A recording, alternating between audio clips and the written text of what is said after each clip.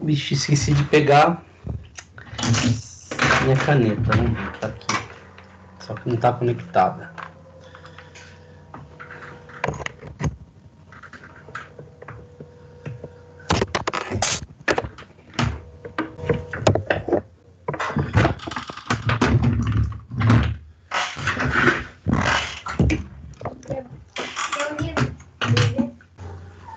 Lá em cima da mesa tem, Simon. Agora não volta mais aqui que eu vou começar a dar aula, tá?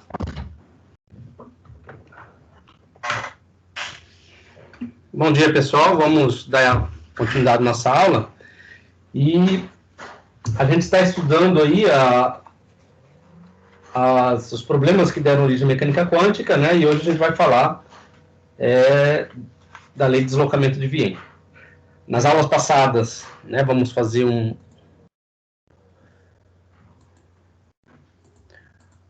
pequena retrospectiva do que a gente já viu, né? Então, na aula passada, a gente falou teoria de troca de Prevost e teoria de Kirchhoff, né? E mostrou, através da radiação de duas placas, né, que a razão entre emitância e absortância de um corpo só depende da frequência e da temperatura. E com isso, né, a gente definiu que a energia emitida ela depende de uma função espectral. Né? E essa função espectral aqui, que está relacionada com a emitância do corpo, ela é proporcional à densidade de energia. Então, nosso objetivo é calcular essa função espectral, né, para entender a radiação dos corpos. Essa função espectral, de acordo com a lei de Stefan Boltzmann, né, ela é proporcional, que é uma lei empírica, proporcional à quarta potência da temperatura, né, e quem mostrou que essa lei empírica era válida foi o Boltzmann, né, usando a equação de radiação e leis da termodinâmica. Então, a primeira lei da termodinâmica, a segunda lei da termodinâmica, combinada com a equação da radiação, né, nos levou aí a uma função da densidade de energia que depende da quarta potência da temperatura, né? Muito bem. O que a gente pode observar aí que essa função ela não leva em conta a distribuição ela não depende da frequência, né? Ó.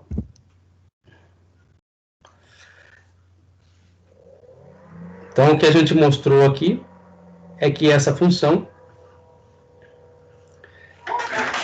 não leva em conta a distribuição espectral da radiação, ou seja, ela não depende da frequência em particular, né?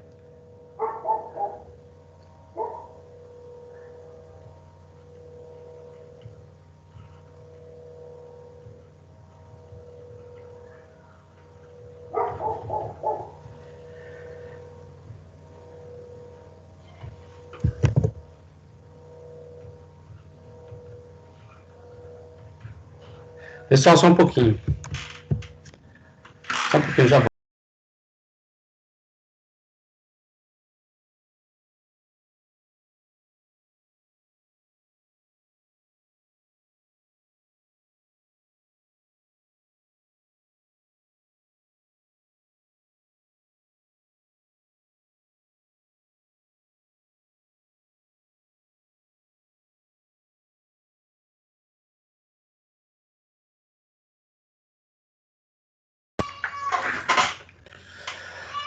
Vamos lá? Então, essa relação a gente mostrou que não leva em conta a distribuição, a função de distribuição espectral, né? Ou seja, não depende da frequência, né? Conforme já havia dito lá que o poder de emissão ela é uma função da frequência e da temperatura.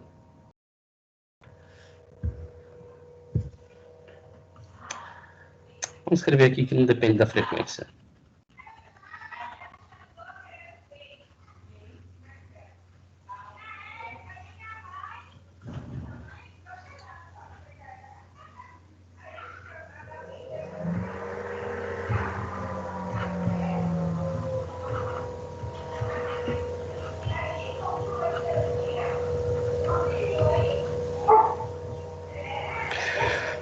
Alguma dúvida até aqui?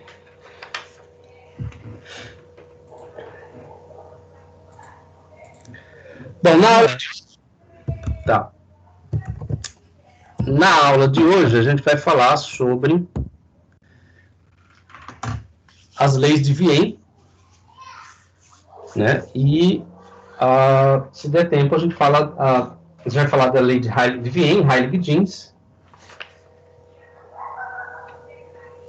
e talvez, não, Planck eu acho que a gente fala na aula de amanhã. Lei de radiação de Planck. Só mais um pouquinho, pessoal. Aqui tem um barulho muito chato aqui. Espera só um pouquinho.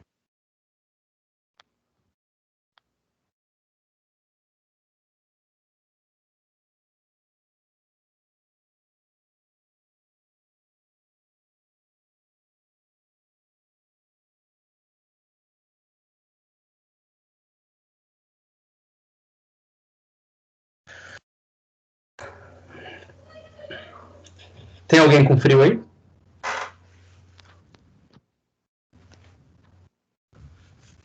Eu tô, hein, professor? Ainda bem que não é 7h30, porque senão eu ia estar chorando de estar na aula agora. Eu nem ia estar. Você já está dizendo, né, que amanhã... Já tô toda embrulhada, professor. André está dizendo que amanhã vai faltar a minha aula, é isso, André? Não, amanhã é um outro dia, mas hoje não dava, não. Vamos lá. Qual cuiabano que gosta de frio? O Cuiabá, frio é muito bom, tá, professor? Frio é muito bom. Bom pra quê? Tô sem argumentos agora, mas é bom, tá? Pra tomar chocolate quente. Tomar vinho. Né? Para essas coisas o frio é bom. Então vamos lá. Bom, então continuando, né, nosso estudo cronológico, né, da interação da radiação com a matéria, né, e os problemas que levaram ao surgimento da mecânica quântica. Na verdade, nós estamos vendo a emissão e a absorção de radiação pela matéria, né? Em 1893, né, Wien, ele definiu a sua lei, né, que é conhecida como Lei de Deslocamento de Wien, né, foi conhecida à época, da seguinte forma.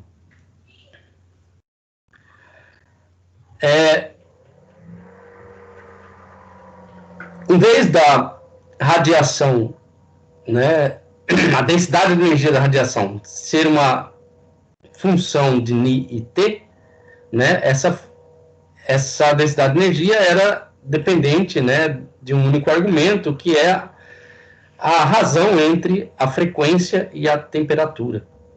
Então, à época, né, o Wien, ele descreveu a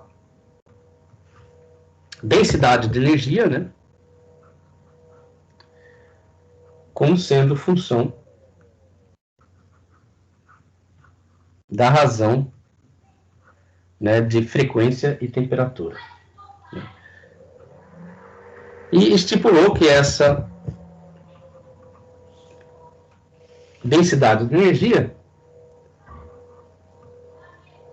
é dada pelo produto da frequência elevada ao cubo multiplicado pela uma função de distribuição desta razão.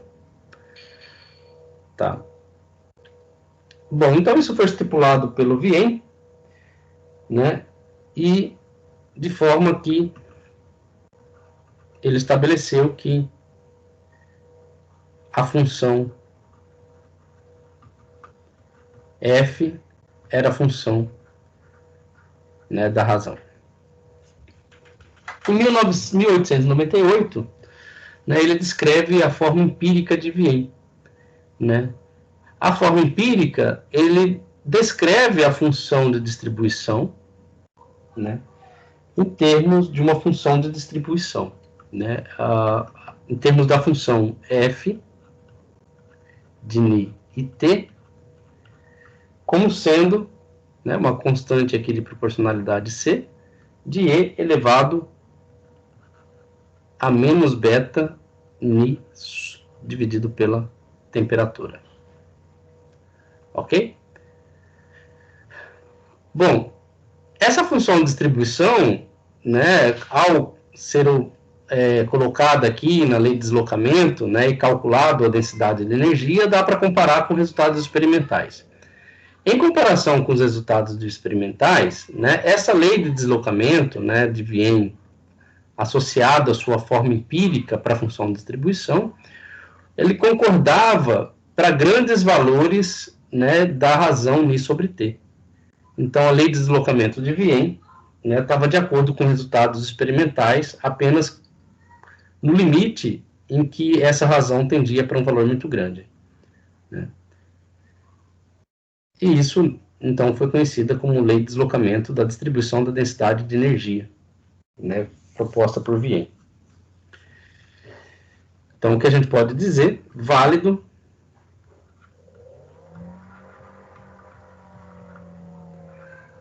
no limite, né, de Ni sobre T, tendendo a infinito. O que é Ni sobre T? É a frequência dividido pela temperatura, né? Se você sabe que Ni sobre T é frequência dividido pela temperatura, o beta aqui, que é uma constante de proporcionalidade aqui, né, de dimensionalidade, ela vai ter qual dimensão? Qual dimensão deve ter beta para que essa função de distribuição ela seja válida? Alguém pode dizer?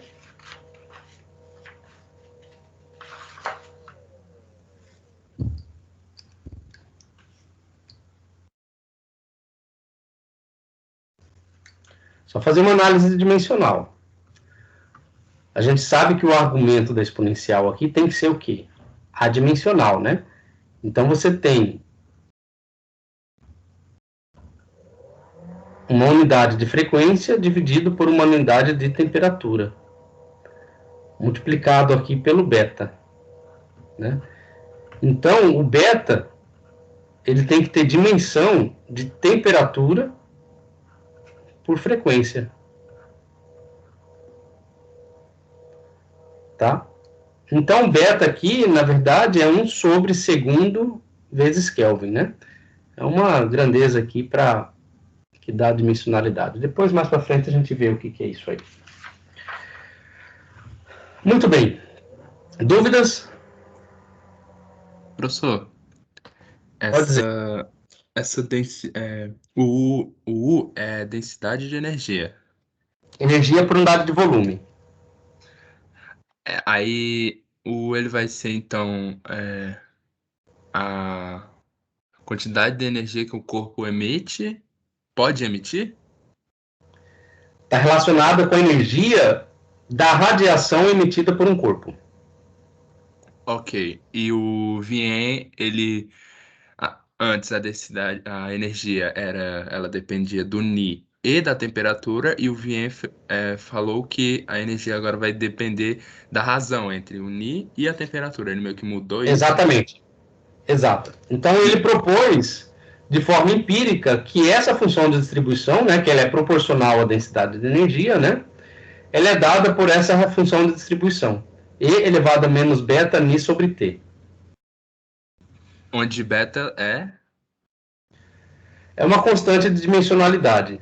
ok. Ele vai Tá? fazer com que a função O que seja adimensional. acontece? Exatamente, ele vai fazer com que esse termo aqui seja adimensional.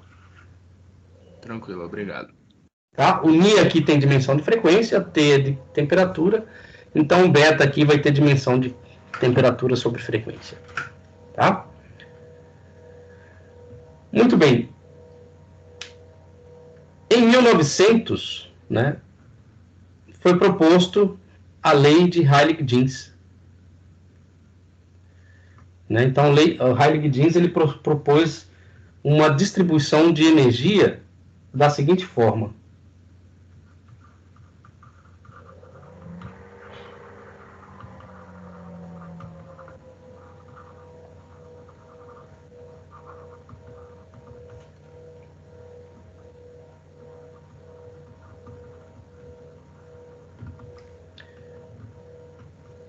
Então, U né, também como função da frequência e da temperatura, né, dado pela seguinte distribuição: 8π dividido por C ao cubo kBt.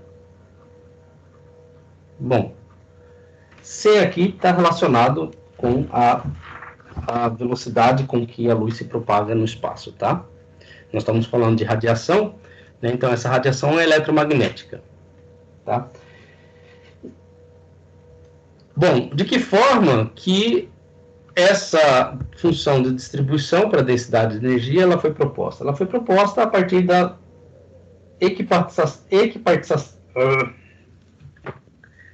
difícil de falar. Ela foi proposta a partir da lei da equipartição, lei de equipartição clássica da energia. Tá? Então, mais uma vez, conceitos relacionados com termodinâmica, né? E teoria cinética dos gases.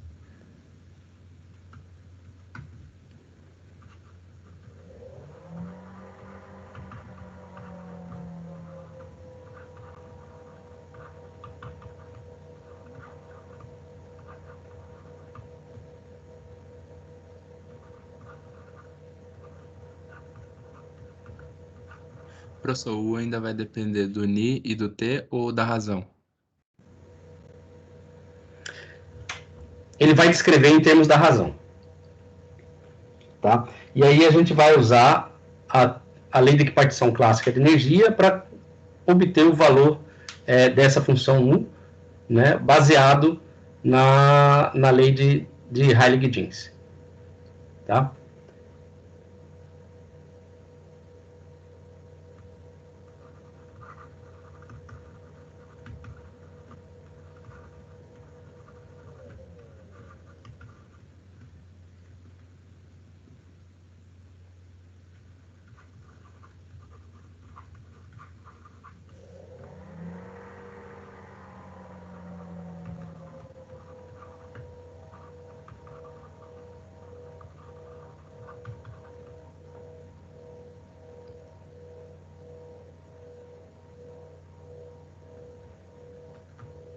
Vibração não, é radiação.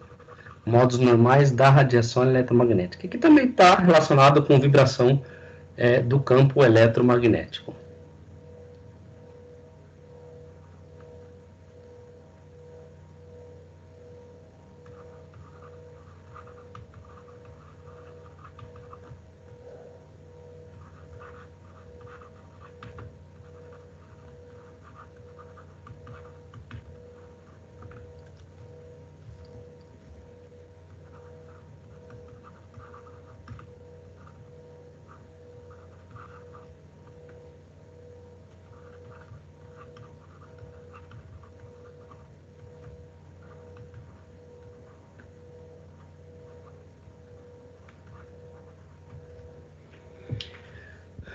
Então, a lei de Heilig-Jeans, ele propõe uma função de distribuição a partir da lei da equipartição clássica de energia, né, dos modos normais de vibração do campo eletromagnético,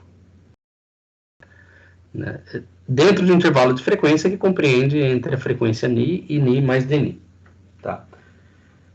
Muito bem. Então, essa é o que propõe Heilig-Jeans, né? E se você compara com a lei de deslocamento de Wien, o que a gente pode escrever?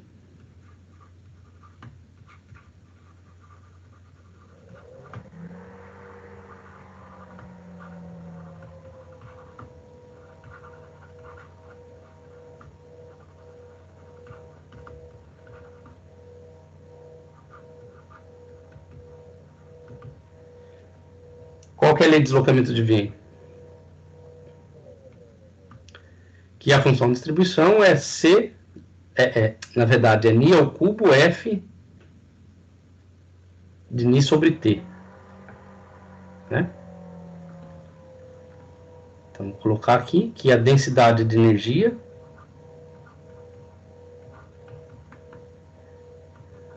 é Ni ao cubo, F de Ni-T. Né? Então, essa é a lei de deslocamento de Wien. Então, comparando essas duas relações, né, esta relação com esta relação, a gente vai obter o seguinte: que Mi de Ni sobre T, que é igual a 8π sobre C ao cubo KBT,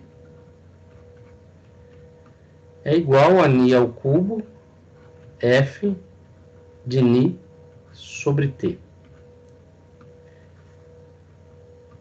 Então, esse primeiro termo aqui está relacionado com a lei de deslocamento,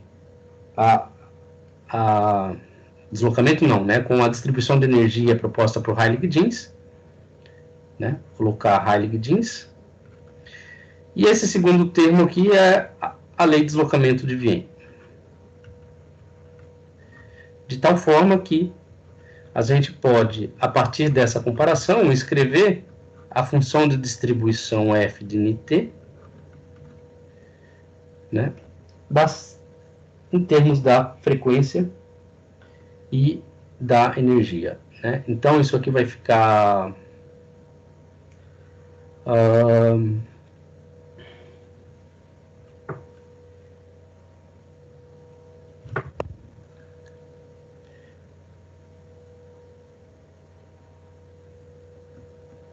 bom, se eu passo esse termo para cá, isso aqui vai ficar 8π C ao cubo, Ni ao cubo, KBT. Certo? KBT aqui, na verdade, KB é constante de Boltzmann, T é temperatura, né? Então, vocês devem estar lembrados da termodinâmica que KBT está relacionado com energia térmica.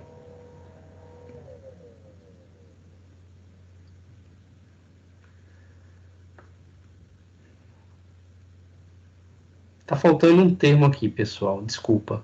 Aqui é 8π Ni ao quadrado, tá? Está faltando um Ni ao quadrado aqui na distribuição de energia. Tá? Então, aqui também tem um Ni ao quadrado. É o frio que está fazendo eu comer as coisas aqui. Então, é 8π Ni ao quadrado. Bom, tendo Ni ao quadrado do lado esquerdo, né, e Ni ao cubo do lado direito, né, então a gente pode simplificar, e aqui essa relação vai ficar C ao cubo vezes Ni.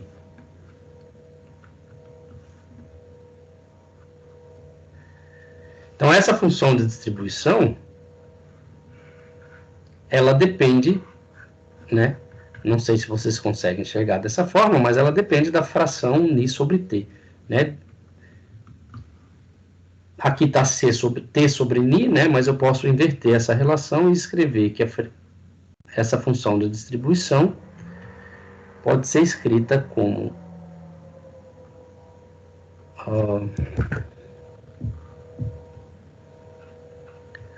8π C ao cubo Ni, né? O T aqui eu posso inverter e passar dividindo pela frequência, multiplicado por KB. Né? Então, aqui a gente obtém a função de distribuição, né, em termos da razão Ni sobre T, quando comparamos, né, a lei de Heilig-Jeans com a lei de distribuição ou deslocamento de Wien. Né? Então, a gente mostra que realmente, né, ela é uma função da razão entre frequência e temperatura, conforme previu Wien em 1893.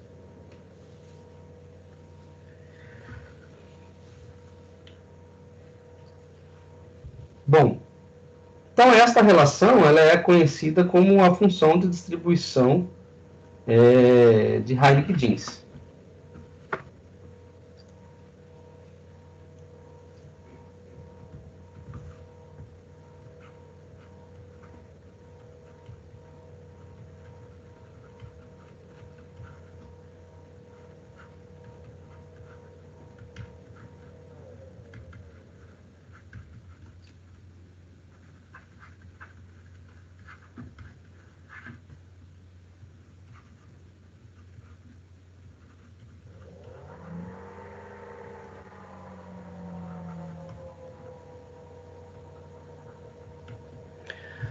Bom, então essa é a função de distribuição espectral de Heilig-Jeans e foi proposto em 1900, né, por esses pesquisadores.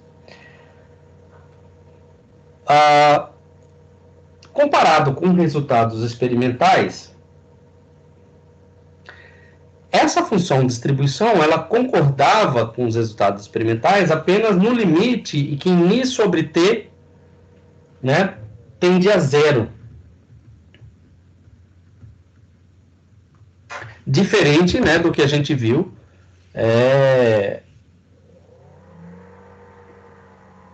na aula passada, né? Diferente do que a gente viu aqui, né, com o que foi proposto por Stefan Boltzmann, né? A lei de Stefan Boltzmann concorda com resultados experimentais, né, o pessoal está falando besteira. Heilig-Jeans não, é Vienne, né? A lei de deslocamento de Vienne, ela é válida no limite que Ni sobre T tende a infinito. Mas Heilig-Jeans, ela é válida no limite em que Ni sobre T tende a zero. Então você tem duas leis diferentes, né? E que são válidas no extremo.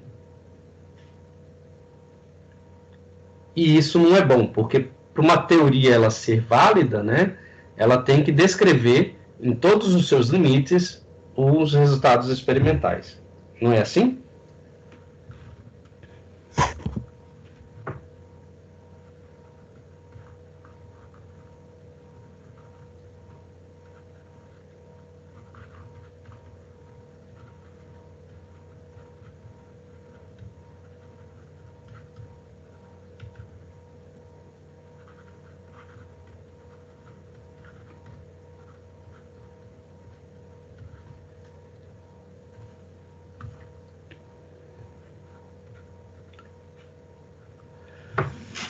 Então, muito bem, nós temos duas teorias, Heilig-Jeans e lei de deslocamento de Vienne, e cada uma concorda em um limite, né, em que a razão frequência sobre temperatura tende a zero, no caso de Heilig-Jeans, e no caso do deslocamento de Vienne, um limite em que Ni sobre T tende a infinito.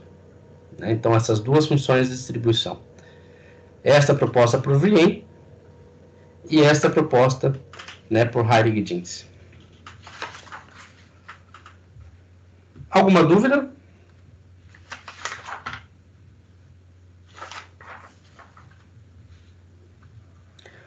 Bom, continuando os estudos, né? Então vamos ver se a gente consegue descrever ainda esta densidade de energia, né? Porque a gente tem a função de distribuição e o grande objetivo nosso é descrever a densidade de energia da radiação que é emitida por um corpo, né? Ou por uma cavidade.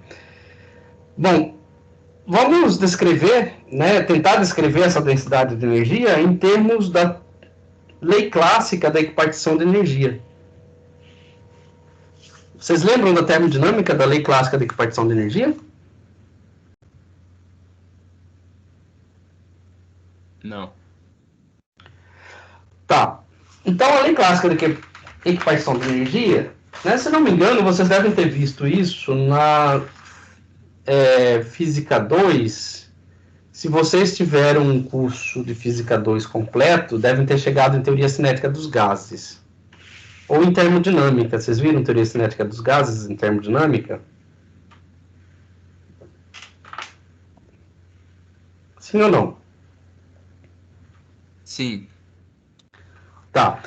Então, lá na teoria cinética dos gases, né, a gente vê o seguinte, que todo sistema cuja energia total pode ser expressa com a soma das energias de cada grau de liberdade,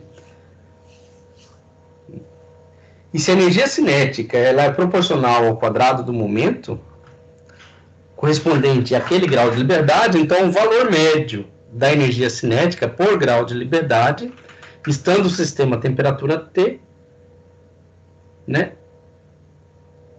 é kT sobre 2. Tá? Só que, bom, agora que eu vi aqui essa Na verdade, esse K aqui é de energia cinética e esse segundo K aqui é de constante de Boltzmann, né? Então ficou igual aí. Vamos escrever assim, ó. O K de energia cinética vai ser igual a KBT, constante de Boltzmann, multiplicado pela temperatura.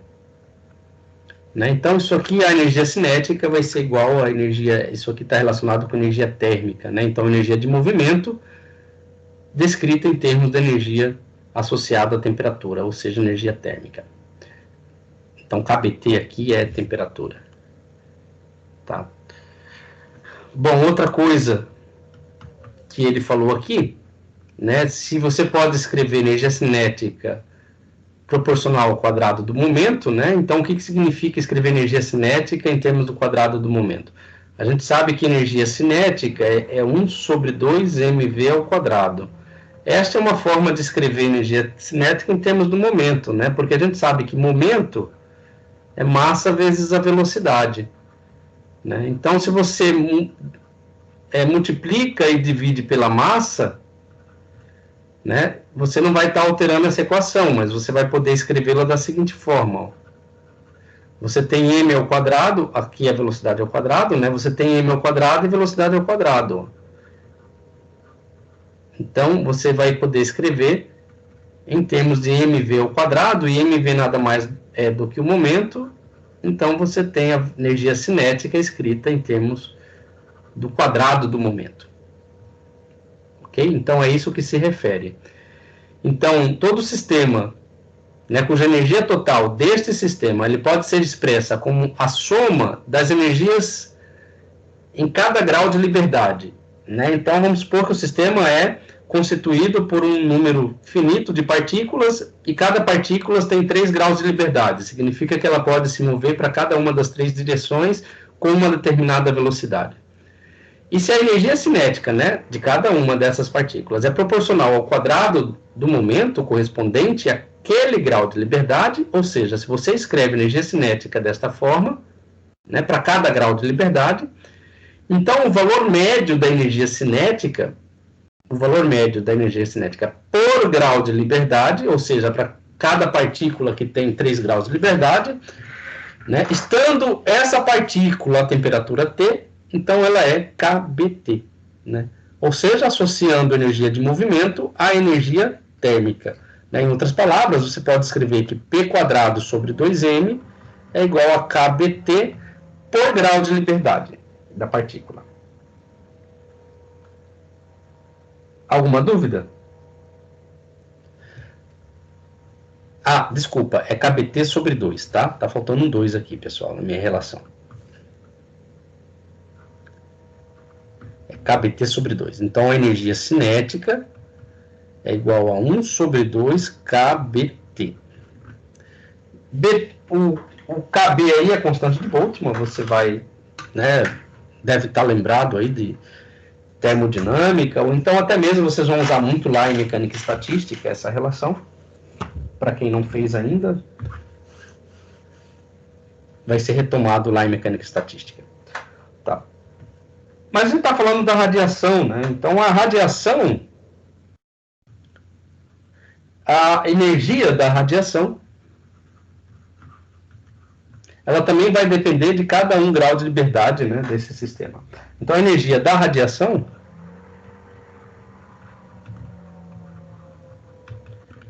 né, em termos da lei clássica da equipartição da energia, ela poderá ser escrita da seguinte forma: a energia da radiação vai ser igual à soma em I variando de 1, né, a F,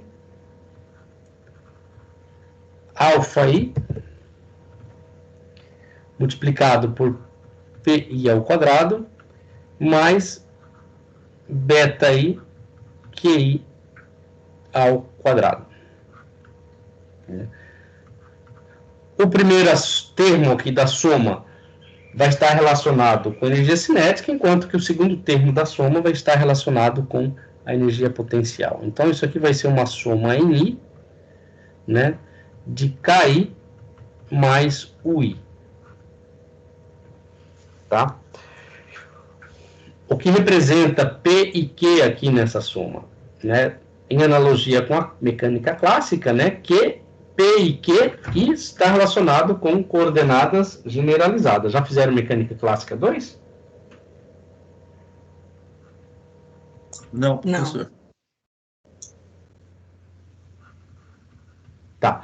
O QI está relacionado com coordenadas de posição e P com coordenadas de momento, né? Mas aqui nós estamos falando de um campo eletromagnético, de uma radiação, e a gente está escrevendo a energia desse campo em termos dessas coordenadas, né? Então, QI e PI vai estar relacionado com as coordenadas normais que descrevem o estado do campo eletromagnético.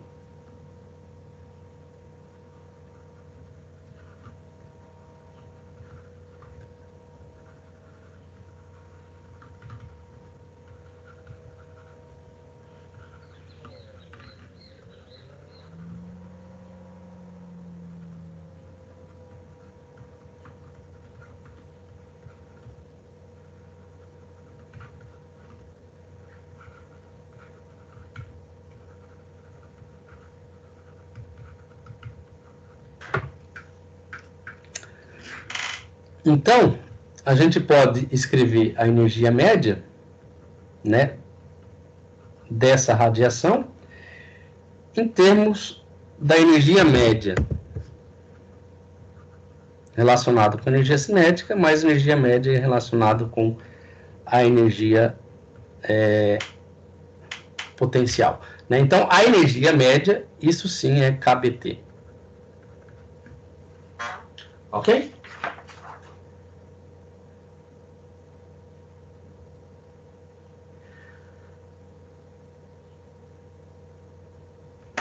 O que isso significa? Significa que cada modo normal de vibração, né, ele vai possuir uma energia total que é igual a KBT.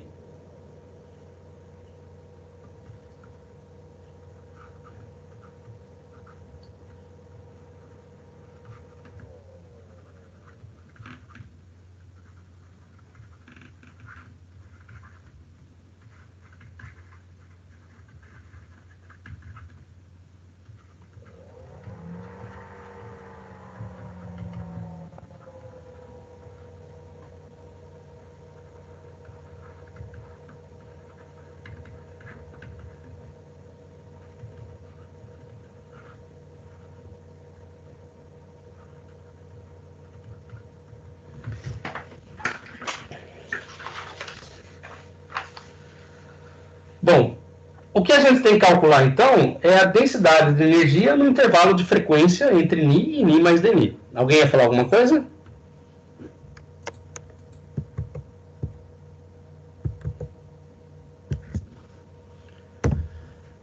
Deixa eu desligar meu WhatsApp aqui, que está enchendo o saco já.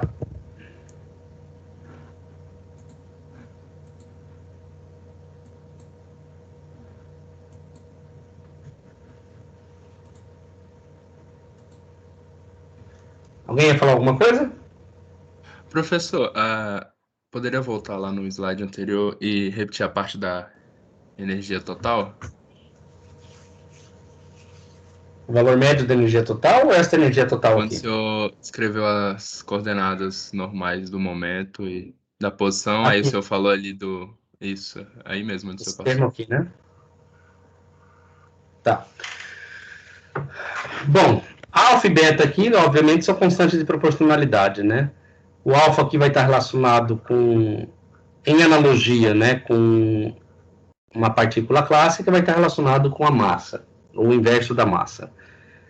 Enquanto que o beta aqui vai estar relacionado com uma propriedade intrínseca do sistema. Se for uma massa mola, vai estar relacionado com a constante da mola, ou se for um campo gravitacional, vai estar relacionado com a distância e a massa que vai estar nesse campo, sujeito a esse campo gravitacional, né? Muito bem, mas eu estou falando da radiação, da energia de uma radiação. Uma radiação, ela é composta por uma oscilação, um campo que oscila, né? Um campo elétrico que oscila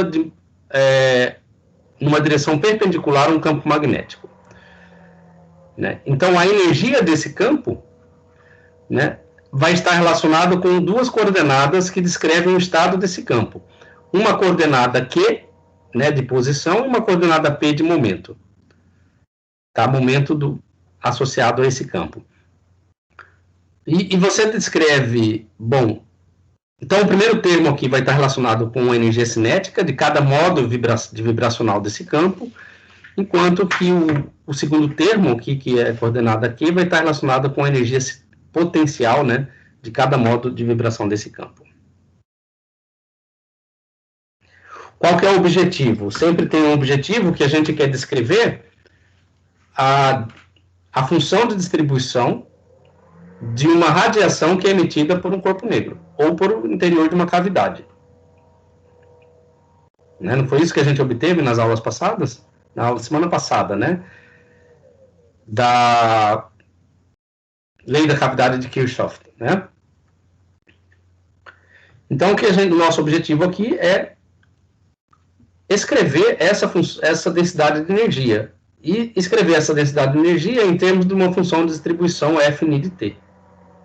Então, o que nós estamos fazendo é descrevendo essa densidade de energia de uma radiação que é emitida por um corpo. Ok? Ficou claro? Ficou, obrigado. Tá. Então, podemos continuar. A densidade de energia, então,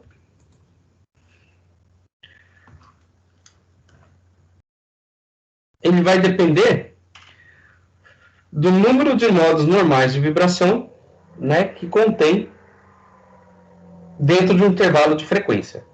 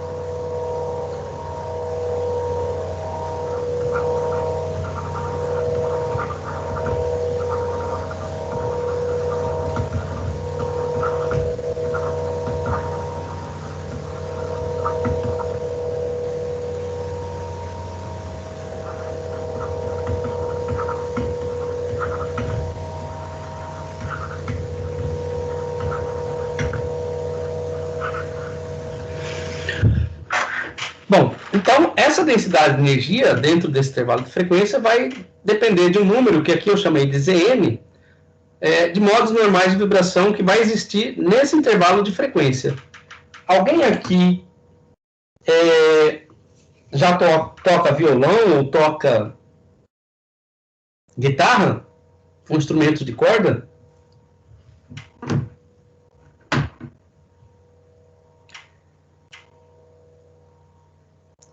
Pessoal? Bem mal, professor, mas... Exatamente isso que eu ia falar também. Como é que Eu funciona? não. Como é que funciona o instrumento de corda?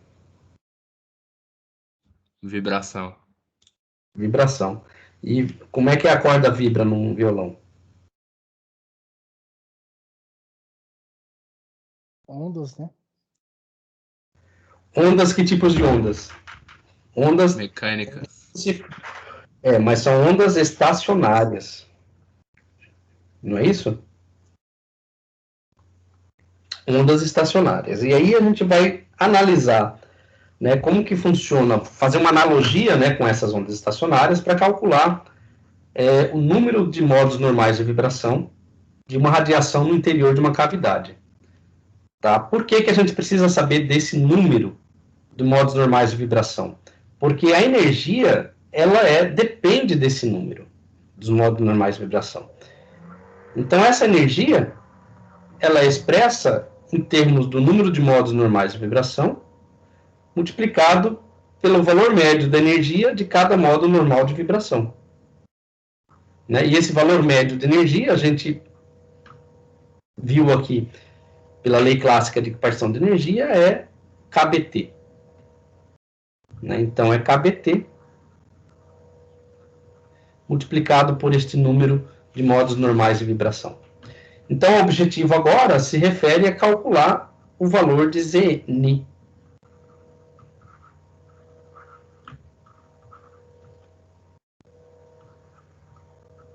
E para isso, a gente vai fazer a analogia em cordas vibrantes, né? Tal qual ocorre numa guitarra, num violão, ou qualquer instrumento de corda.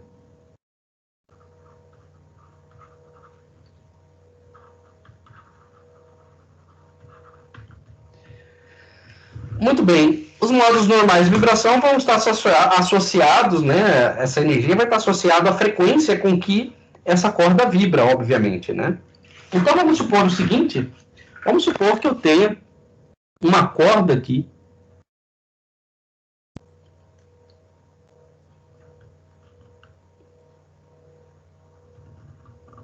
e essa corda tem comprimento L.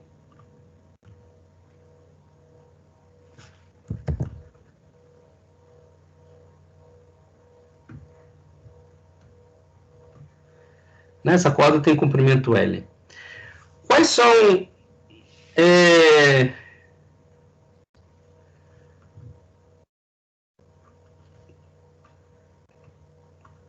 Quais são os comprimentos de onda que podem ter dentro de uma corda de comprimento L? Né? Vamos supor que L aqui, as extremidades, são os pontos de vínculo, né, onde as cordas estão amarradas. Então, se eu vou somar os comprimentos de onda possível nesse comprimento, nesta corda, né, quais são esses comprimentos possíveis? O primeiro comprimento de onda possível, qual que é?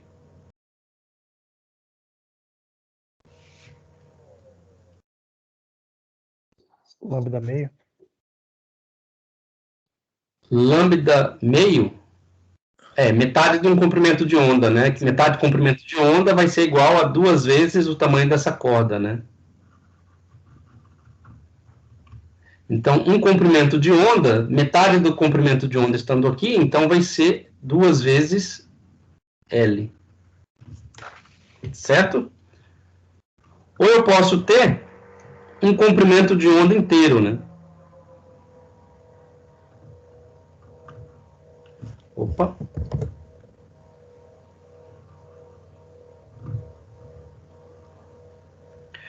E um comprimento de onda inteiro vai ser o quê? Vai ser 2 vezes o comprimento da corda, né? Dividido por 2. Não é mais fácil escrever L, professor? É mais fácil, mas vamos ver, tentar escrever esse comprimento de onda em termos de uma sequência, né?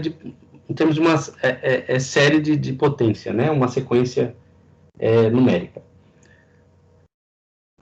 Então, eu posso ter também o que mais?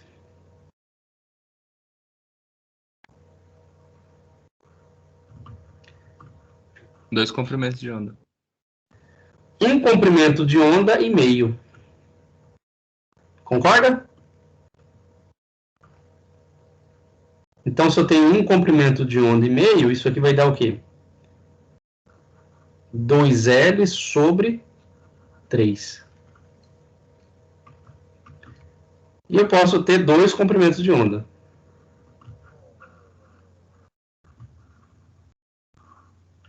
E 2 comprimentos de onda vai ser o quê? 2L sobre 4. Concordam?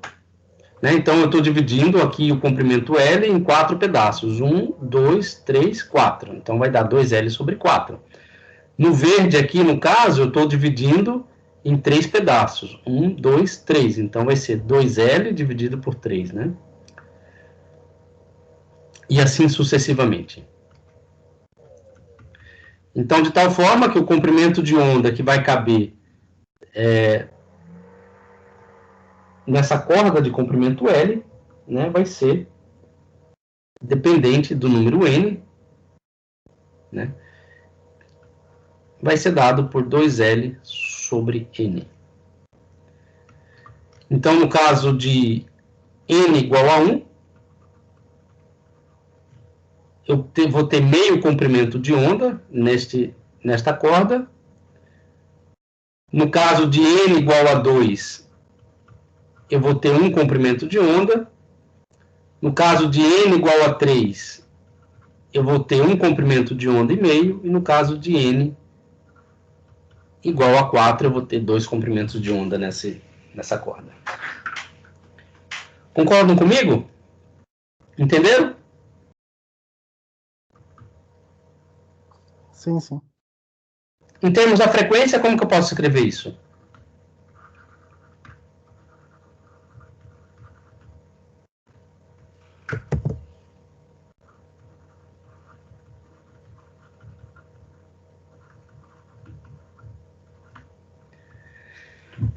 Então, em termos de frequência, essa relação fica como?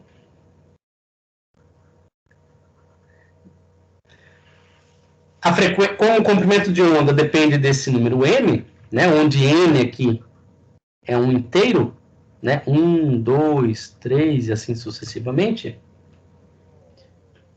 né?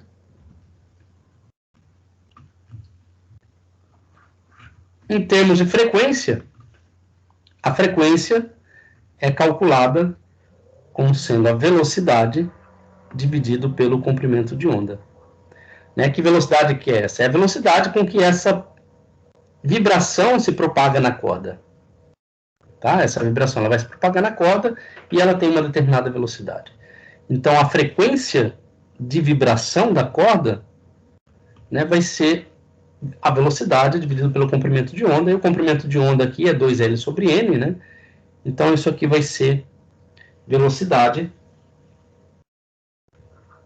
dividido por 2L multiplicado por N. Então, essa aqui a gente chega numa relação da frequência de uma onda, né, que se propaga em uma corda. Né, uma onda estacionária. Né? Então, o V aqui expressa a velocidade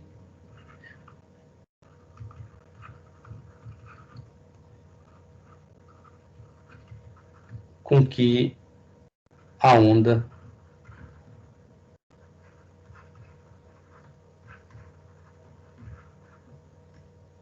se propaga na corda.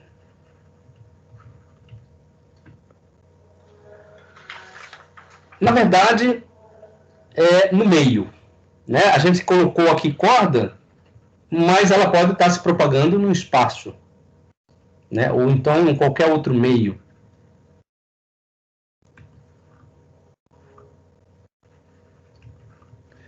A analogia foi dada à corda, mas isso se aplica a qualquer onda que se estacionária que se propaga no meio qualquer. Bom, então para calcular esse número z, a gente vai definir um parâmetro delta que representa a diferença entre duas frequências consecutivas.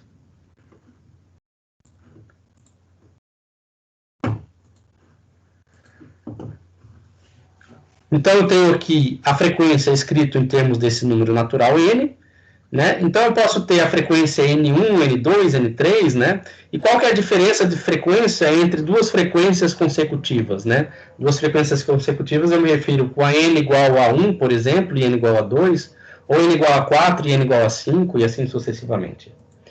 Então vamos definir um parâmetro delta.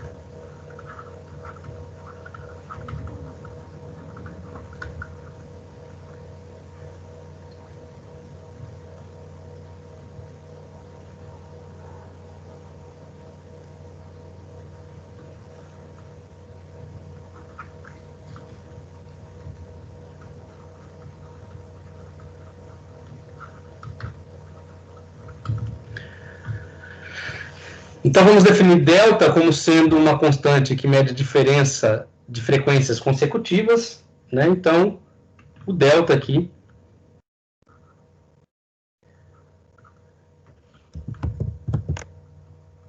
vai ser unir para n mais 1 menos ni de n. Ok? Então, ni de n mais 1 vai ser esse termo aqui, ó, v sobre 2l, e o n aqui vai ser o n mais 1. V sobre 2l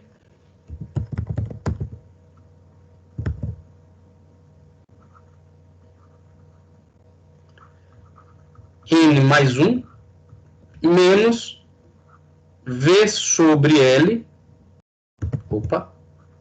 2L de N. Então, o delta aqui vai ser igual a quantos, né? Vocês fazendo essa conta aqui, isso aqui vai ser simplesmente V sobre 2L.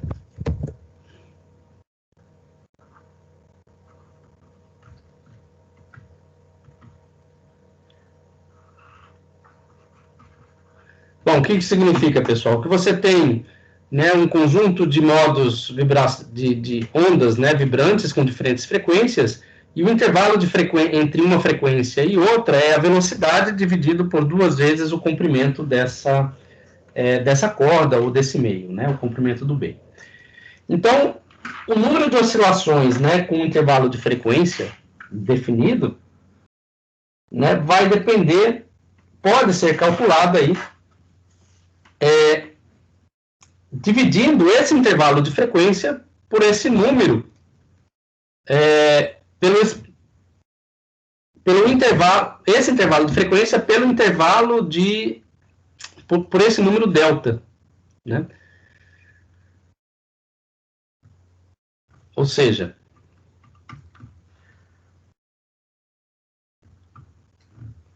vamos escrever isso.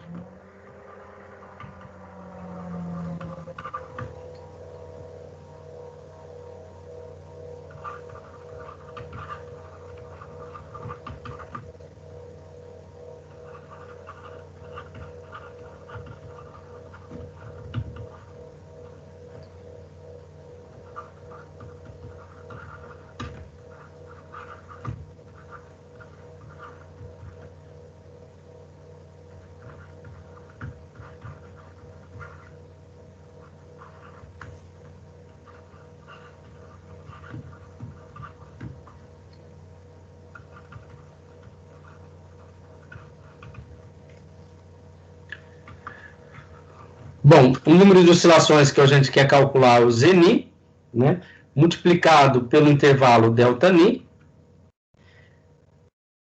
Isso aqui vai ser o mesmo que o intervalo de frequência dividido por esse número que a gente definiu como sendo a constante que mede a diferença entre frequências consecutivas. Tá, e a gente calculou qual que é esse número, é a velocidade dividido por 2 vezes L. Então, eu vou ter aqui que o número de oscilações multiplicado pelo intervalo de frequência vai ser igual a 2L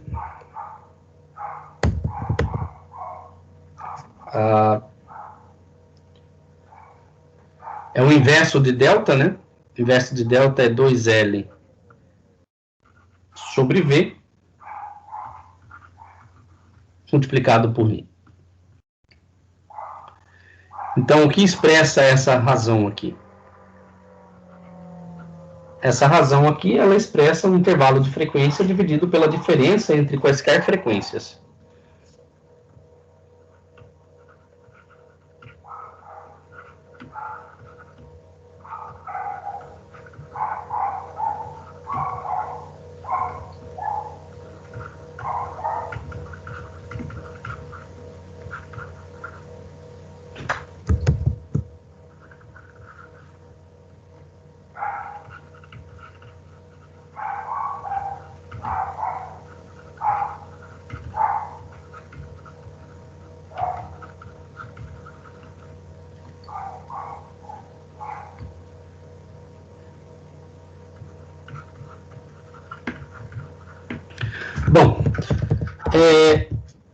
Na verdade, não é qualquer frequência, né?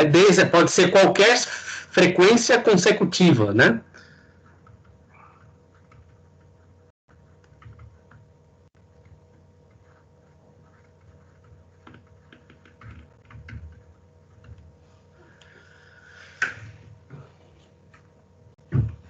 Bom, vamos ver isso em uma dimensão, em duas dimensões e depois em três dimensões.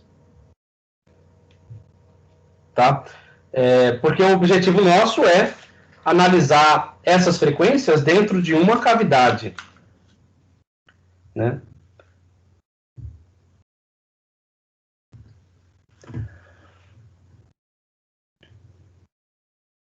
Bom,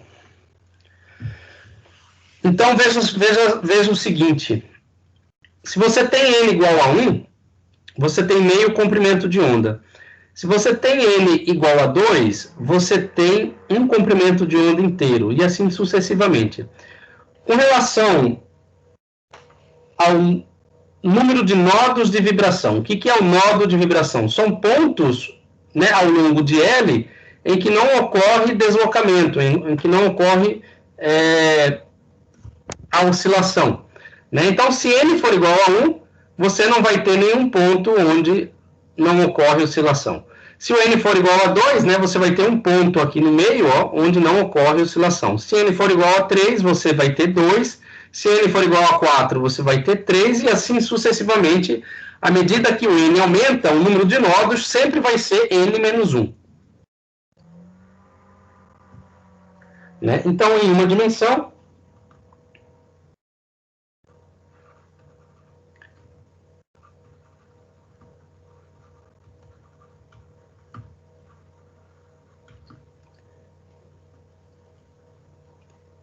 n menos 1 corresponde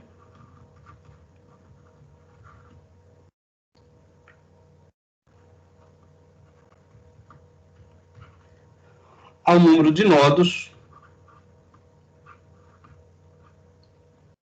da vibração.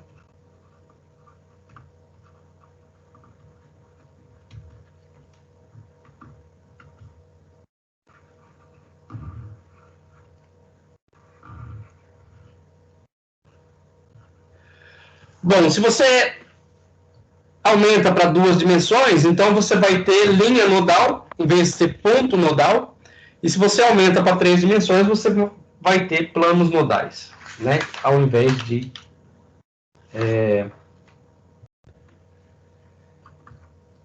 linhas nodais. Né? Então, à medida que você aumenta uma dimensão, você vai de ponto para linha a plano. Bom, a gente analisou aqui em uma corda vibrante, né? E vamos fazer uma analogia para ver a radiação presa em uma cavidade.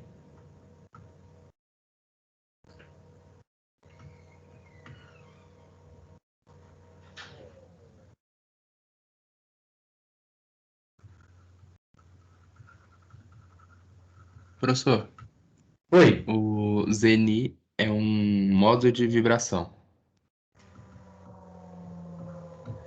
O que a gente quer calcular, o Zeni que a gente quer calcular, é o número de modos de vibração. Quantos modos de vibração cabe na cavidade dentro do intervalo de frequência? E esse delta Ni tá aí porque, naquela fórmula ali, porque a gente tá analisando nesse intervalo. Nesse intervalo de frequência. Entendeu? Ok. Uhum. Bom,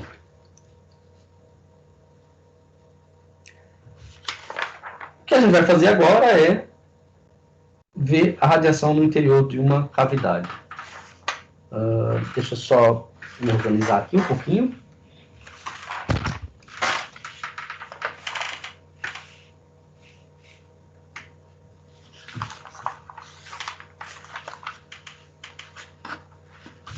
Perdi as minhas notas, só um instante.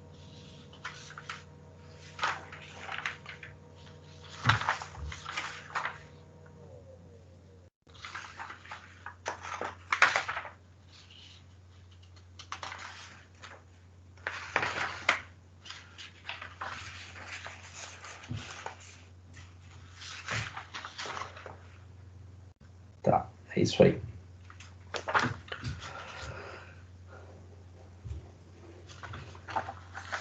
Bom, isso aqui vai tornar um pouquinho mais rigoroso, tá? As análises, mas vamos lá.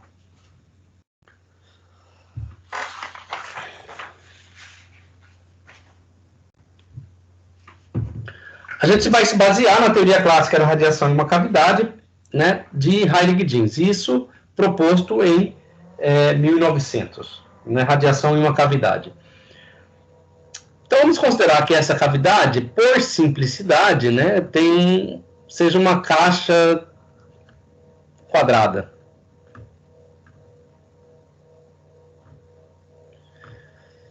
Então, desenhar uma caixa aqui. Bom, vocês me desculpem que eu sou péssimo de desenho. Bom, eu já era em quadro comum, né? Imagina agora.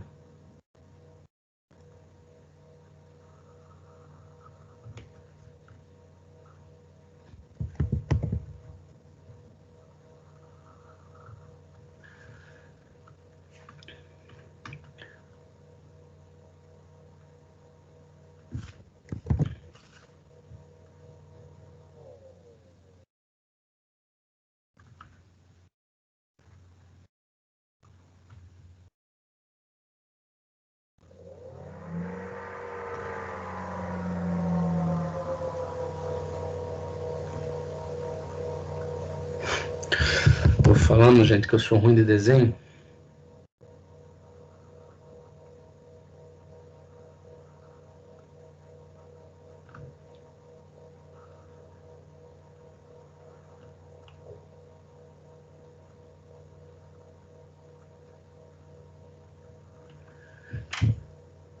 Bom, o objetivo nosso, né, é saber a densidade de energia devido à radiação que está presa dentro dessa cavidade.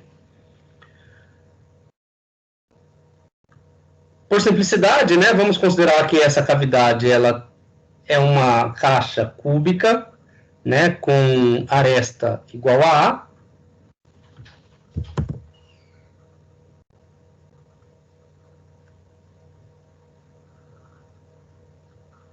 Certo?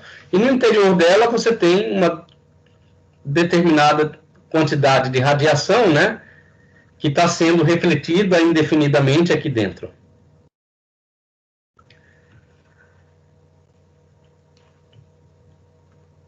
Então, esse sistema consiste de uma cavidade formada por paredes cúbicas,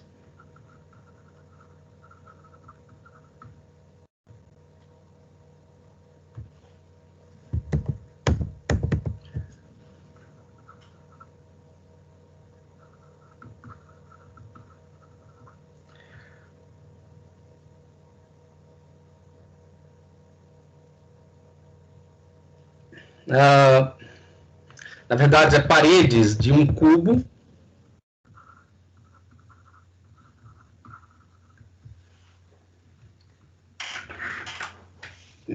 Vamos considerar que é metálico, né, para que ele radia internamente ali. Professor, Sim. eu tenho uma dúvida.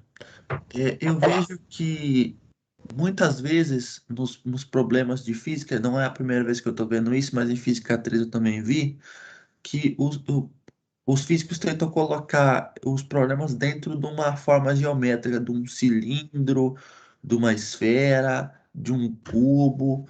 Por que que existe essa tendência a colocar o fenômeno dentro de uma forma geométrica para poder fazer o cálculo? Olha só, o físico é um dos profissionais mais preguiçosos que tem. Então, tudo que ele vê da natureza, ele tenta descrever de uma forma bastante simples. E aí, dependendo do problema que você está resolvendo, você vai, obviamente, descrever esse problema em uma simetria que mais facilita a solução desse problema. O que a gente tem de objetivo nessa aula, nesse problema em especial, é calcular o número de modos de vibração, né? De um volume. Se você considerar o volume com simetria esférica, a reflexão dessa radiação no interior dessa esfera, né, ela vai ser um pouco mais complicada de você calcular o número de modos vibracionais do que se você considerar uma caixa, um cubo. Né? Porque se você considera um cubo, você tem um vínculo e você vai considerar reflexões, né, em uma determinada direção.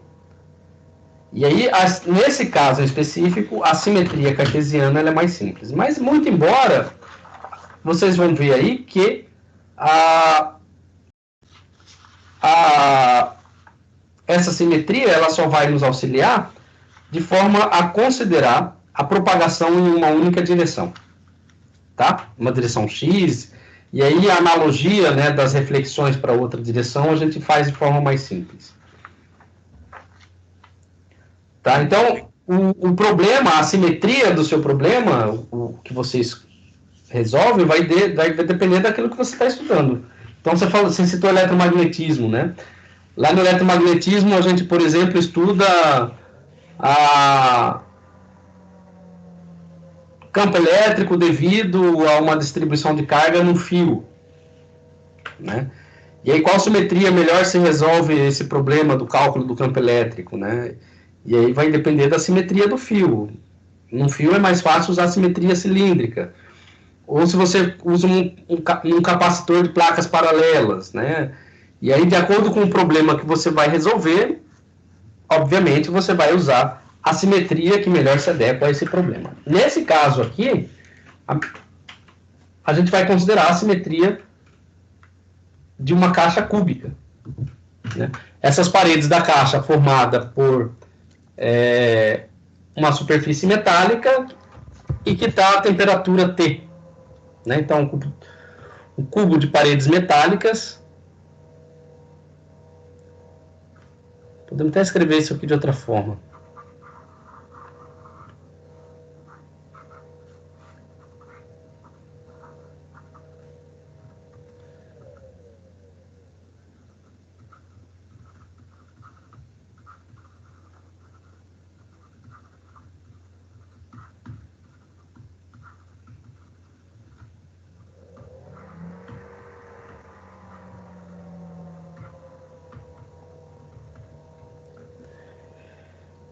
Bom, essas paredes, elas emitem e absorvem radiação, tá? Vocês estão escutando? Sim? Sim, sim.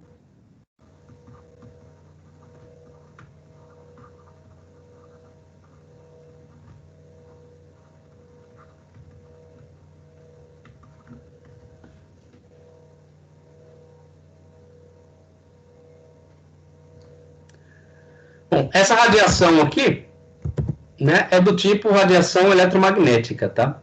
Radiação.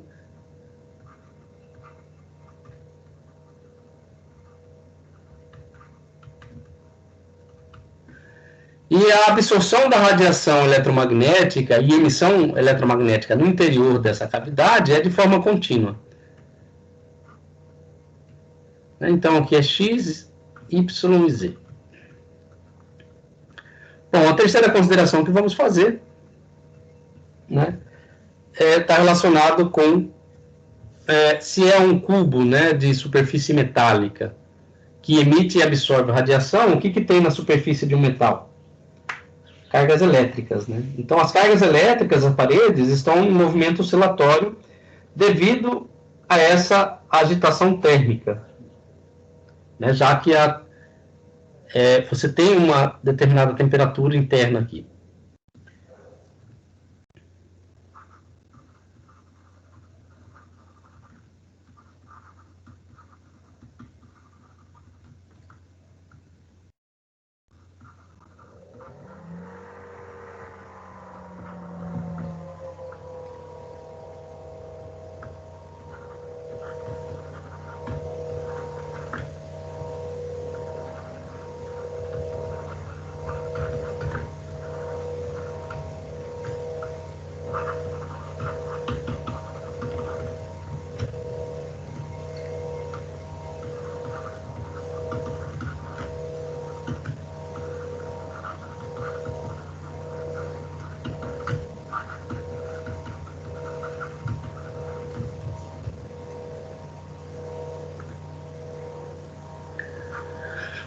Muito bem. Se a agitação térmica provoca a oscilação de cargas elétricas no interior da parede, o que cargas elétricas emitem? Cargas elétricas aceleradas, elas emitem o quê? Física 3.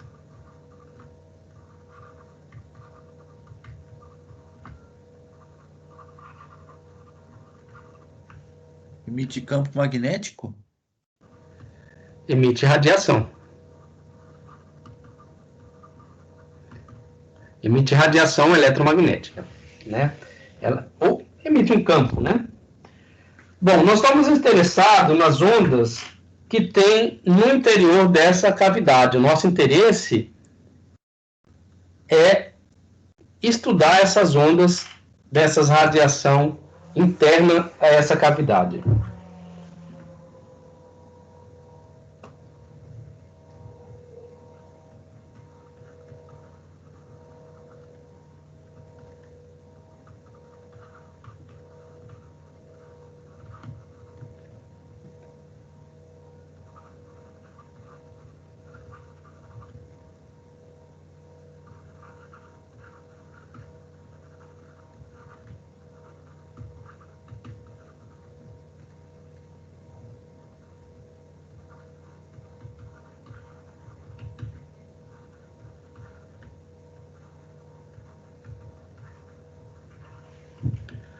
Esse é o nosso interesse.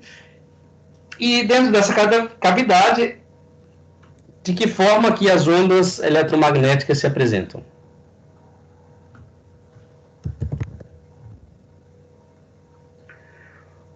Bom, as radiações eletromagnéticas no interior dessa cavidade, elas são do tipo estacionárias, tá? Ondas estacionárias.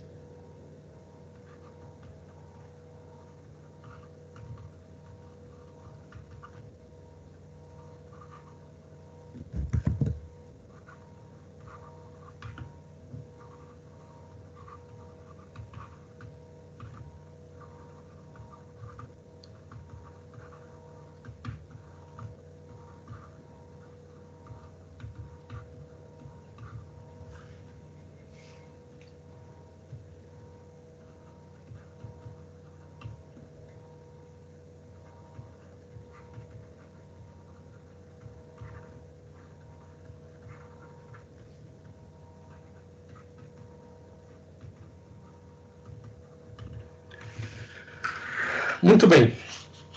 Então a gente vai levar em conta, né, essa cavidade, né, no formato de um cubo, em que você tem paredes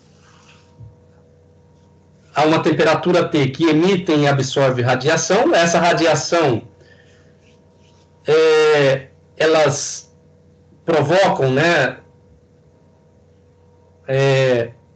agitação térmica de elétrons, né, e elétrons acelerados, eles emitem radiação.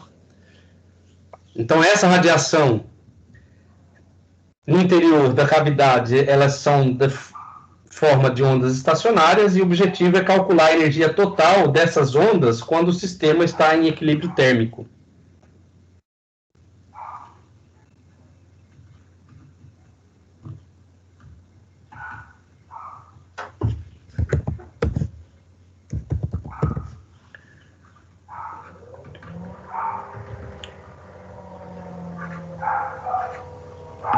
Então, a gente pretende calcular a energia total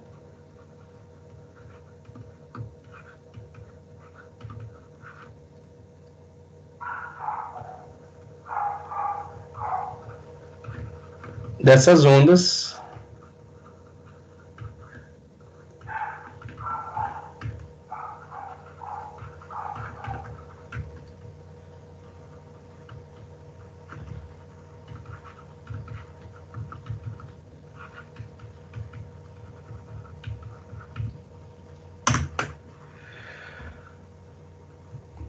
Alguma dúvida?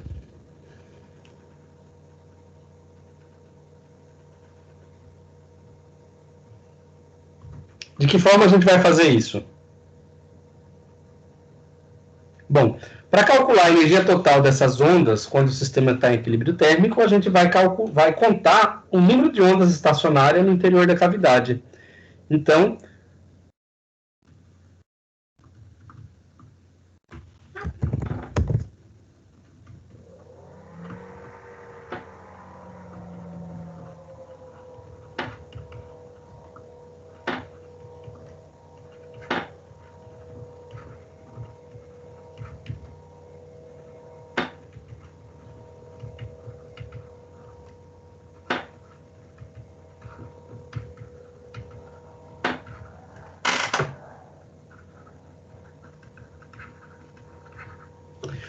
bom, essas ondas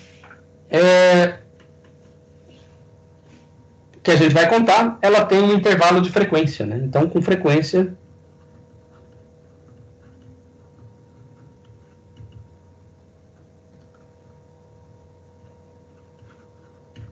entre ni e ni mais dni.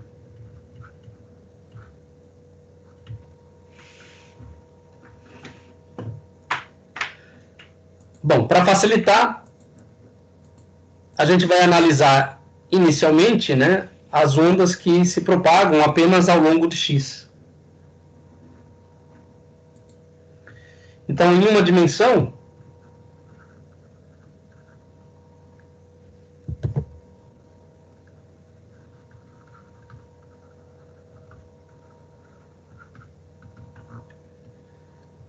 uma oscilação que se propaga ao longo do x, ela pode ser expressa em termos da oscilação do campo elétrico, né? Então, em uma dimensão, a gente pode escrever que esse campo elétrico, que oscila ao longo de x, é um campo que depende da posição e do tempo.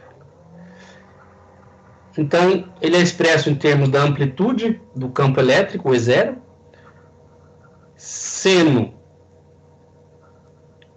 de kx menos ômega t. Então, o que representa esta função? Esta função representa uma função de onda plana que se propaga da esquerda para a direita, né? O que diz esse sinal negativo aqui, né? Essa oscilação ela se propaga da esquerda para a direita com uma frequência angular ômega e vetor de ômega em vetor de onda k, né? Eu posso expressar essa equação em termos do comprimento de onda e da frequência, né? Então, eu posso escrever também que essa oscilação do campo elétrico é E0, que é a amplitude da oscilação do campo, vezes o seno de... o vetor de onda é 2π dividido por lambda, né? Então vai ficar 2π x dividido por lambda, menos o ômega é 2 vezes π vezes a frequência, né? Então 2π ni vezes t. Né? E t aqui é o tempo. Né? Então, esta equação ela representa uma onda plana que se propaga da esquerda para a direita. Se eu for analisar em uma dimensão, eu vou ter tantas ondas se propagando da direita para a esquerda, quanto da esquerda para a direita. Então, eu também tenho que levar em consideração, né? Vou colocar aqui um mais para expressar a esquerda, direita e um menos aqui, né, para expressar ondas que se propagam para a esquerda. Né? Então, isso aqui vai ser um E0 seno de kx. Agora que ela está propagando para a esquerda, eu tenho um sinal positivo aqui, e isso vocês devem ter visto lá em Física 2. Né? Então, expresso em termos do comprimento de onda, isso aqui vai ser 2π x dividido por lambda, mais 2π ni vezes t. Vocês estão me escutando ainda? Sim, sim. Sim. Tá.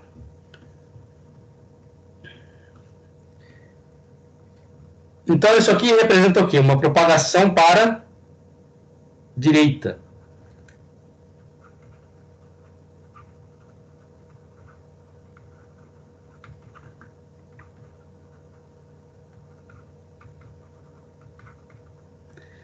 E esta outra aqui representa uma propagação para a esquerda.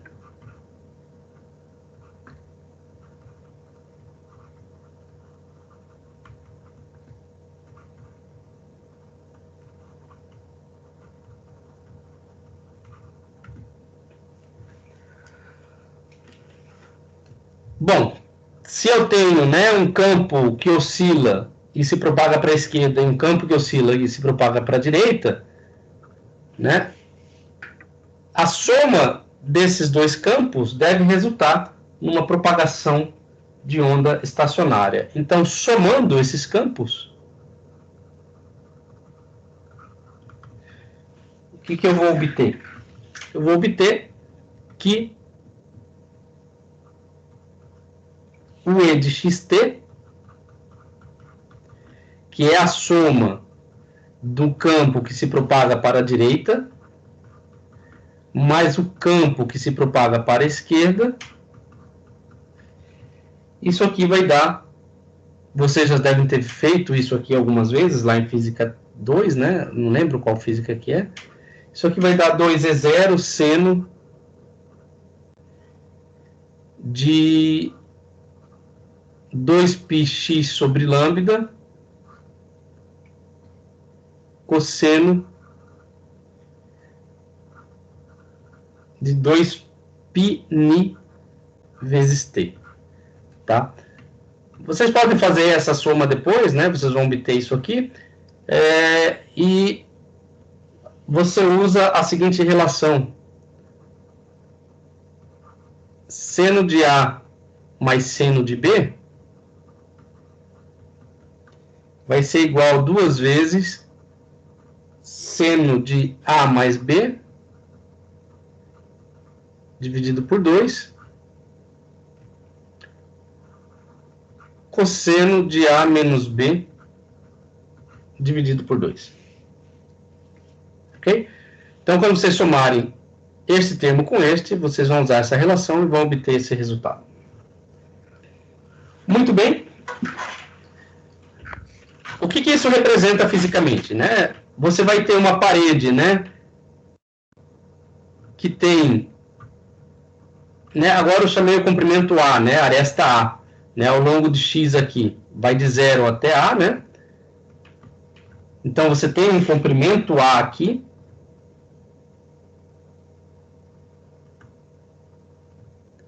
Daqui até aqui tem comprimento A.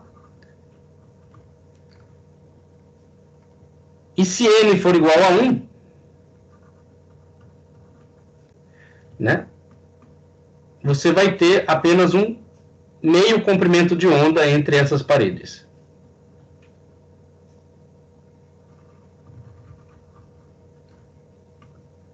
Se n for igual a 2,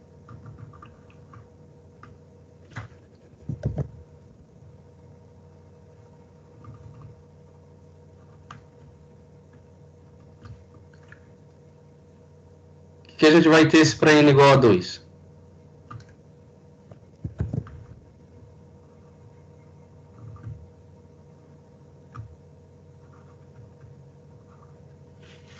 Dois comprimentos de onda, né? E assim sucessivamente, né? Você vai aumentando o número de nós.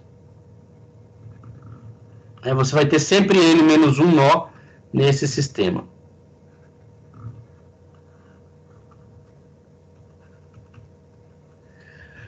Bom, então o primeiro termo aqui indica uma propagação para a direita e você também vai ter uma propagação para a esquerda. Então o que a gente vai ter aqui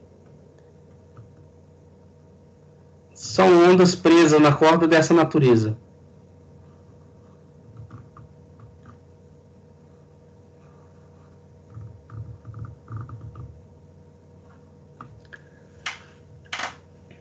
Ok? Então você tem um padrão de ondas estacionárias.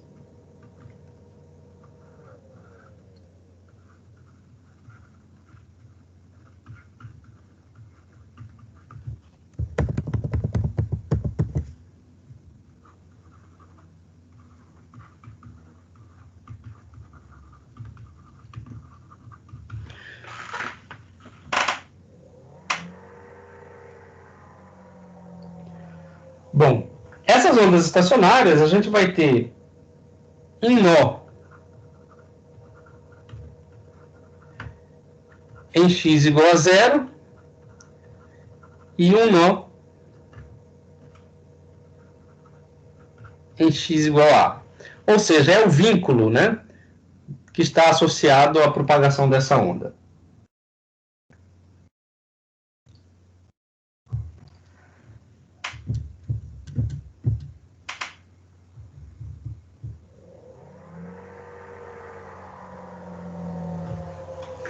Bom, qual é o número, né, associado ao comprimento de onda, número de comprimentos de ondas inteiros que vai ter nesse comprimento A?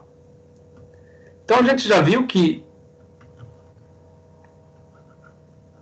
nx lambda sobre 2, isso aqui vai ser igual a A. Ou seja, se nx for igual a 1, né, você tem metade do comprimento de onda, né, ao longo de A. Se nx for igual a 2, né, então você vai ter um comprimento de onda inteiro, né, neste comprimento A. Vamos colocar aqui nx, né, a gente está considerando em uma dimensão, então aqui também é nx. Nx igual a 1, nx igual a 2, nx igual a 3. Então, nx lambda sobre 2 vai ser o comprimento de A aqui, tá? Onde nx é o número de meios comprimentos de onda que vai caber aqui dentro dessa aresta A.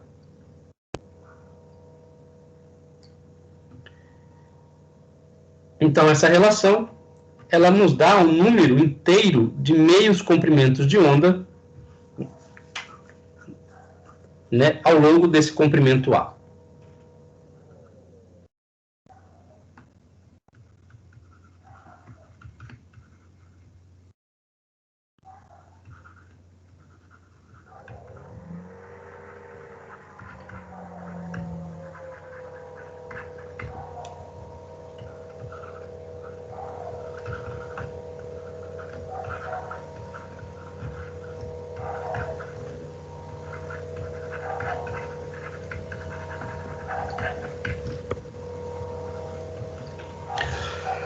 Tudo bem? Agora, se eu quiser calcular a frequência, qual é o número de frequência, né, dentro do intervalo ni e ni mais de ni?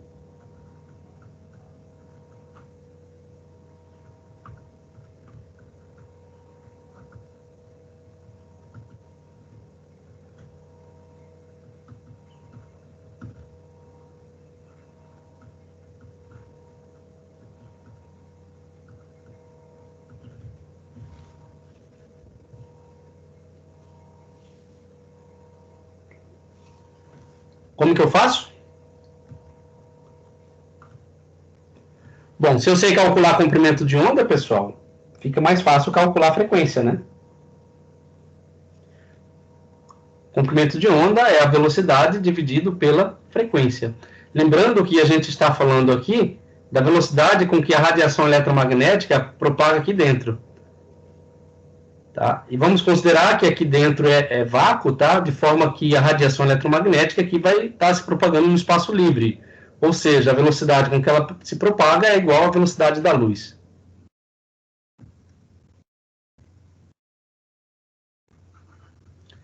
Então, o número de modos, que vai estar associado ao número de frequência, né?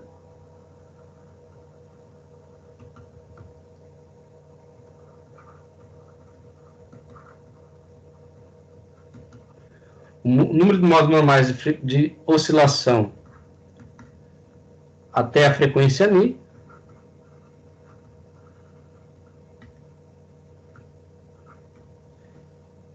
vai ser, então, calculado da seguinte forma. Lembrando que comprimento de onda é C sobre a frequência. Então, o número nx, né, vai ser igual a 2 vezes A dividido por lambda.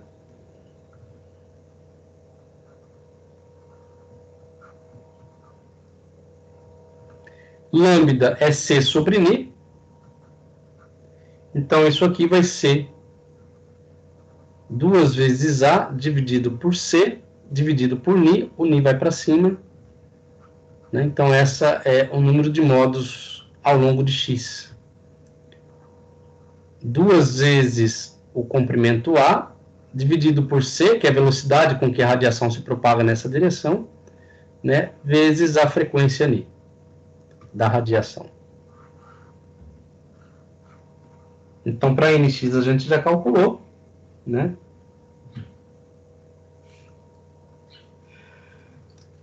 Muito bem. Alguma dúvida?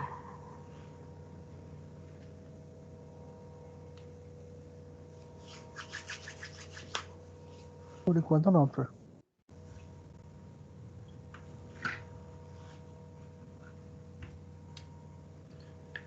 Ok. Agora vamos analisar o número de modos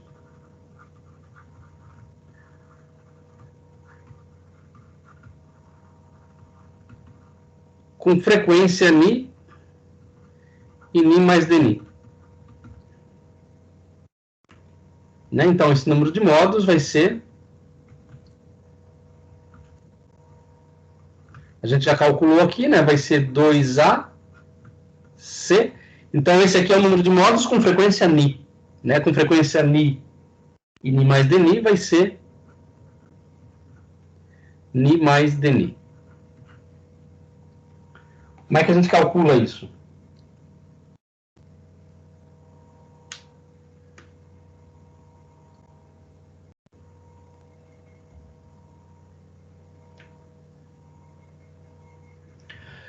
Bom, vamos considerar que eu tenho aqui um eixo que expressa o número de modos, o número n, né?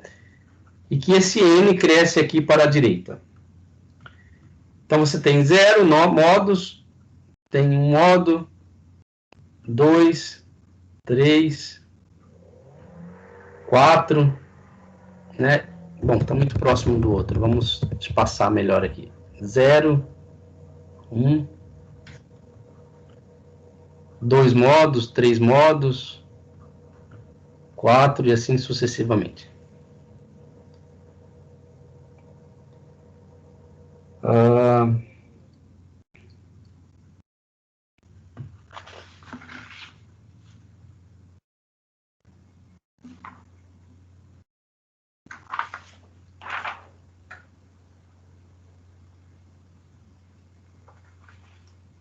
Só um instante.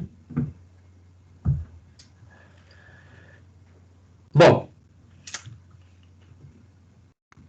aqui essa reta ela expressa o número n de modos, né? Então, para cada modos você vai ter um intervalo de frequência. Então, eu posso representar dessa forma. E para uma distância qualquer, né? Vamos colocar um D aqui, daqui até um valor qualquer de n aqui, né? Um valor D qualquer aqui.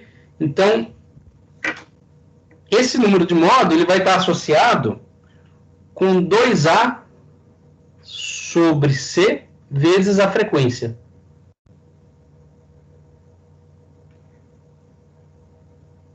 Se eu levar em consideração uma frequência Ni mais Dni, né, o número de modos, então ele vai estar um pouco mais espaçado, né? E aqui eu vou ter que o D, para um valor específico de N aqui,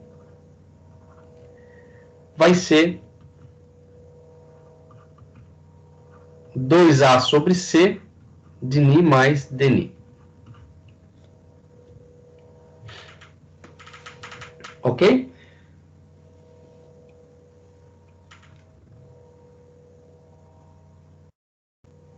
Então, para uma única polarização, né, ao longo de uma única direção, tá, o número de modos com frequência ni, né, no intervalo dni,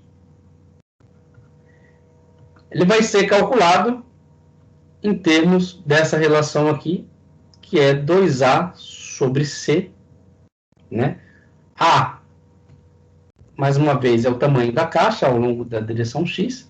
C é a velocidade com que a radiação se propaga, né, no interior da caixa, dni.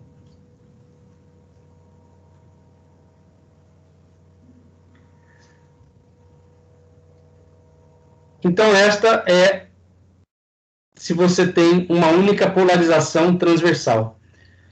Né? Como assim uma única polarização transversal? Bom, a gente está analisando a radiação que se propaga, né, ao longo de x devido à oscilação de um campo elétrico, devido a uma única polarização.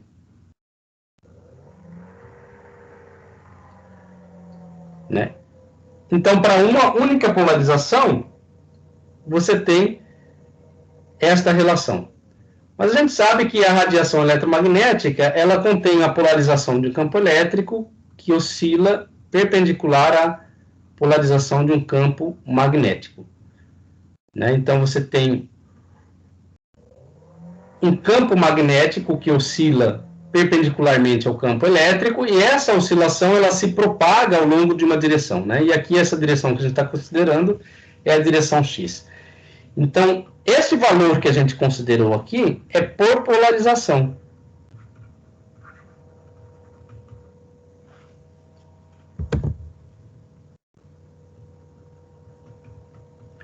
Por polarização ou por campo.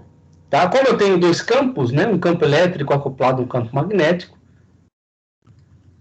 levando em consideração, né, as duas polarizações, eu tenho que multiplicar por 2 isso aqui, então vai dar 4A sobre C dni. Então aqui eu tenho para duas polarizações transversais.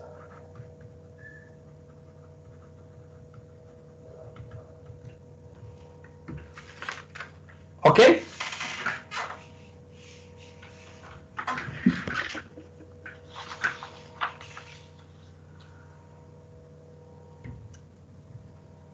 Bom, isso aqui, né, levando em consideração que nós estamos analisando a radiação que se propaga dentro dessa caixa cúbica ao longo da direção x.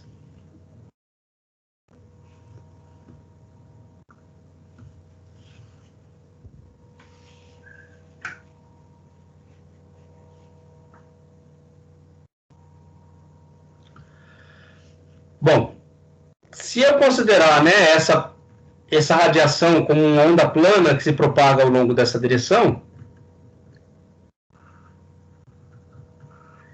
se essa onda não tem vínculo, né, se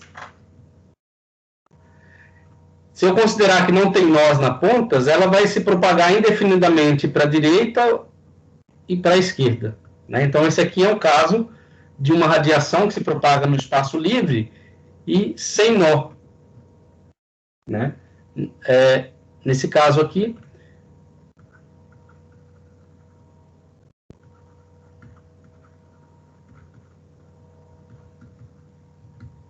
quando eu acrescento um vínculo, que é a parede da minha caixa, né, a parede da cavidade, então o que acontece? Você cria um vínculo, né, e a partir desse vínculo que surge a onda estacionária. O que significa dizer que nesse ponto aqui, né, não haverá a oscilação do campo. Então, você cria um vínculo aqui e você cria nó. Então, você vai ter um nó, né, nessa parede, e você vai ter um nó nessa parede.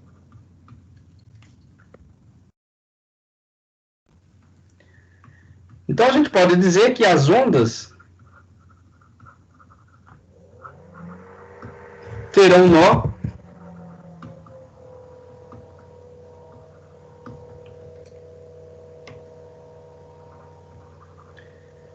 em x igual a 0 e em x igual a A.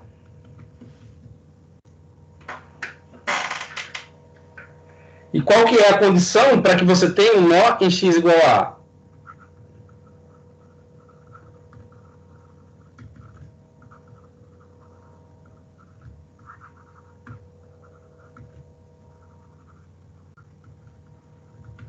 A condição para que você tenha um nó aqui em x igual a A é que neste comprimento, né, de 0 a A, você tenha em número inteiros de meio comprimento de onda. Ou seja, essa relação aqui ela tem que ser satisfeita. Um número inteiro de meio comprimento de onda, né?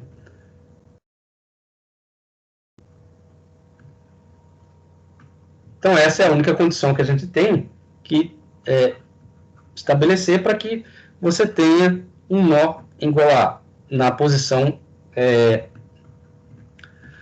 no ponto em que x for igual a A. E o nx aqui é o número inteiro. 1, 2, 3, né? E assim sucessivamente.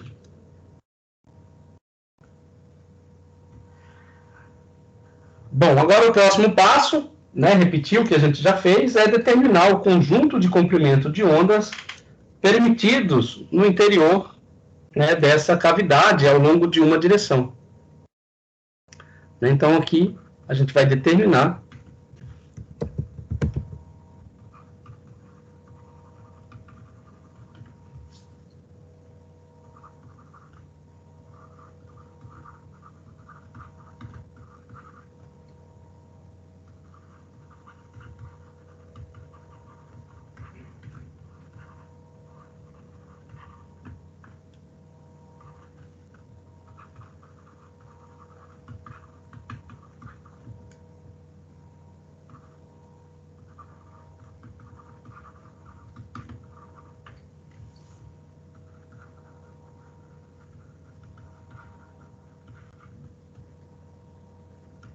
a gente já fez isso, né? Então, os conjuntos de ondas permitidos, né, vai estar relacionado com esta equação, né, e vai aumentar de acordo com o nx aumenta. Então, vai ser discreto, né? Então, o primeiro comprimento de onda vai ser 2A. Bom, já fizemos aqui, né? Então, vai ser... no caso aqui eu chamei de L, né? Mas seria 2A, 2A sobre 2, 2A sobre 3 e assim sucessivamente.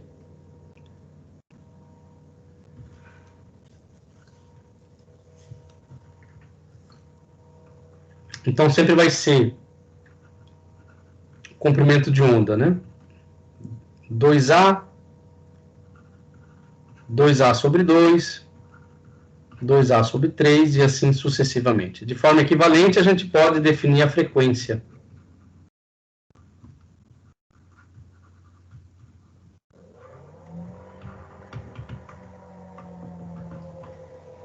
De forma equivalente, a frequência vai ser a F, que é igual a nx, né? Lembrando que comprimento de onda é a velocidade dividido pela frequência, então frequência vai ser velocidade dividido pelo comprimento de onda.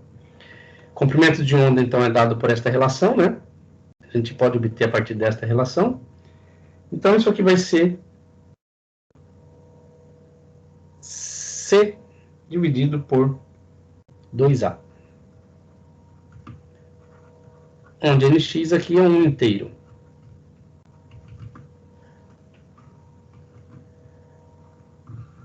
Muito bem, então esta relação nos dá quais são as frequências permitidas para a radiação, né, que se propaga ao longo da direção x, né? Então, quais são essas frequências permitidas? As frequências permitidas são aquelas, né, que estão relacionadas com o vínculo em x igual a 0 e x igual a A, e com o comprimento de onda de 2A, né, para n igual a 1,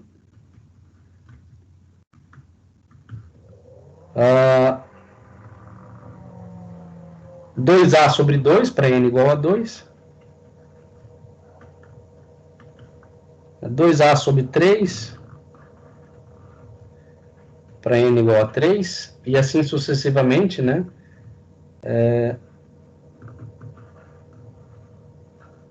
Para n igual a 4, né? 2A sobre 4.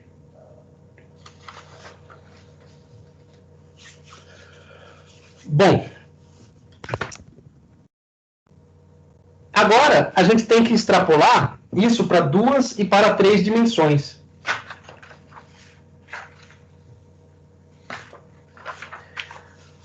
Mas eu vou deixar para fazer na aula de amanhã e mostrar como que se dá esta mesma análise, né, em um quadrado, né, em 2 dimensões. Eu vou ficar por aqui, minha aula de hoje, tá? E na aula de amanhã a gente mostra em 2 dimensões esse procedimento. Por que nós devemos fazer isso? Porque nós devemos analisar a radiação na cavidade, e a cavidade é composta por uma parede, né, em 3 dimensões. Uma parede em 3 dimensões, desculpa. Por um volume tridimensional. Tá? Dúvidas? Não, professor. Não, professor, tá tranquilo. Tá. Então tá, e na aula de amanhã a gente fala sobre essa radiação em 2 dimensões.